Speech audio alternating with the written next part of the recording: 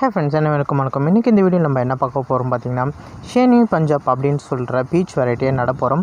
அதுக்காக குழி தோண்டி வச்சுருக்கோம், வாங்க பார்க்கலாம். இந்த ஷேனி பஞ்சாப் அப்படின்னு சொல்கிற பீச் வெரைட்டியை நடுறதுக்காக ஒரு அடி ஆழம் இருக்கிற மாதிரி குழி தோண்டிக்கிட்டேன். அதுக்கப்புறம் பாட் மிக்ஸ் வந்து பார்த்திங்கன்னா ஒரு பங்கு கோகோபீட், ஒரு பங்கு மண், ஒரு பங்கு வெர்மி கம்போஸ்ட் இருக்கிற மாதிரி ஆட் பண்ணி நல்லா மிக்ஸ் பண்ணி வச்சுட்டேன். இப்போ அந்த மிக்ஸ் பண்ணி வச்சுருக்கிறதா இந்த குழியில் திரும்ப ஃபில் பண்ணுறேன். நான்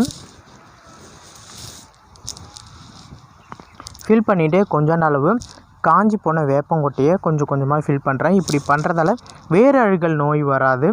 அதனால தான் இந்த வேப்பங்கொட்டையை நான் வந்துட்டு போடுறேன். இந்த பள்ளம் தோண்டின பள்ளத்தை ஃபுல்லாகவும் பார்த்திங்கன்னா நம்ம ரெடி பண்ணி வச்சுருந்த பாட் மிக்ஸ் கலவை வச்சு ஃபில் பண்ணிடணும்.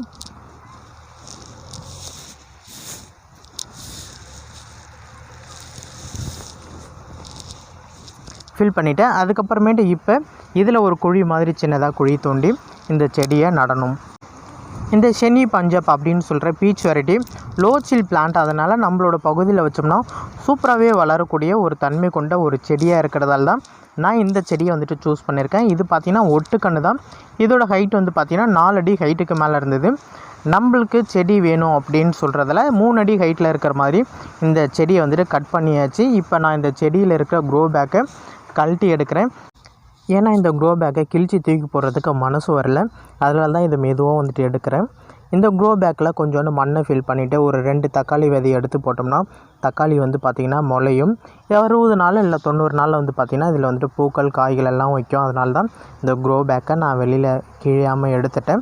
இந்த செடி பார்த்திங்கன்னா ஒட்டு செடி தான். பாருங்கள் எப்படி இருக்குன்னு.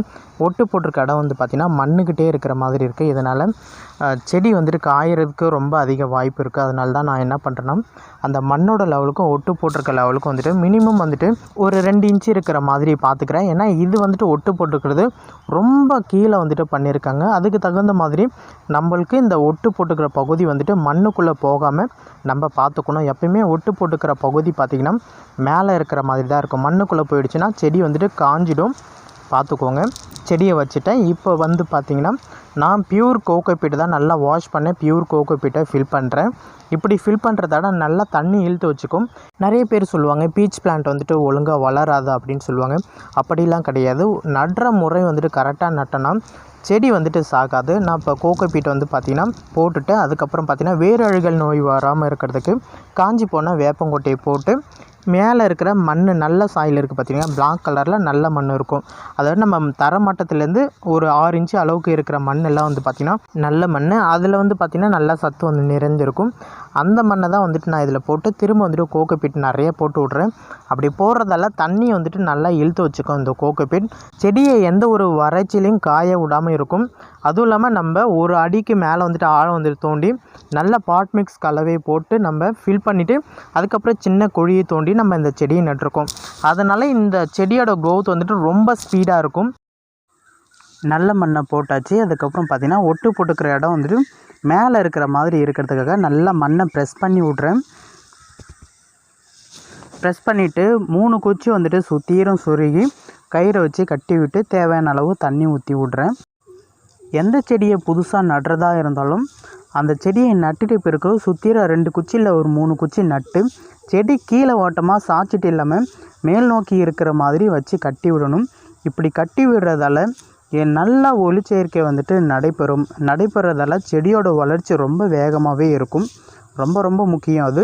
அது மட்டும் இல்லாமல் செடிக்கு ஒரு பாதுகாப்பாகவும் வந்துட்டு இந்த குச்சி வந்துட்டு இருக்கும்.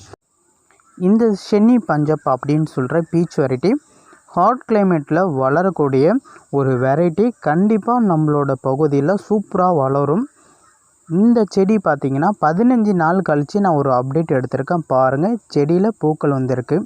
இந்த வீடியோ உங்களுக்கு யூஸ்ஃபுல்லாக இருந்ததுன்னா நம்ம சேனலை சப்ஸ்கிரைப் பண்ணுங்கள், லைக் பண்ணுங்கள், கமெண்ட் பண்ணுங்கள், ஷேர் பண்ணுங்கள். நன்றி.